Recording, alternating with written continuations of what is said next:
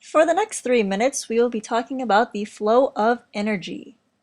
In order for anything to move, grow, or change, it needs energy. The sun is the ultimate source of energy for all life and physical cycles on Earth. Plants play the most important part in the cycle of nature. Without plants, there would be no life on Earth.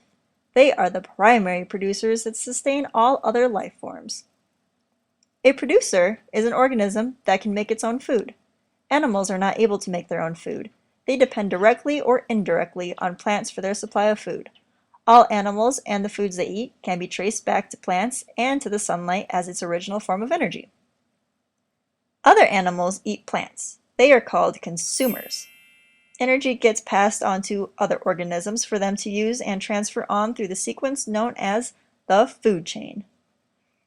Animals in an ecosystem are classified into 3 different groups based on what they eat: herbivores, omnivores, and carnivores. Herbivores are animals that get their energy from eating plants and only plants. Many herbivores have special digestive systems that let them digest all kinds of plants, including grasses. Herbivores need a lot of energy to stay alive. Many of them, like cows and sheep, eat all day long. Omnivores are animals that eat both plants and animals. They can be either the primary or secondary consumer. Carnivores are animals that eat only meat. Their digestive systems are not designed to get nutrients or energy from plants. The carnivore is found at the higher end of the food chain as a secondary consumer or tertiary consumer. 3 terms are used when discussing a food chain: producer, consumers, and decomposers. Producers are living things that change the sun's energy to make their own food. Green plants do this by photosynthesis. Consumers are living things that feed on others. A primary consumer is an herbivore that eats producers.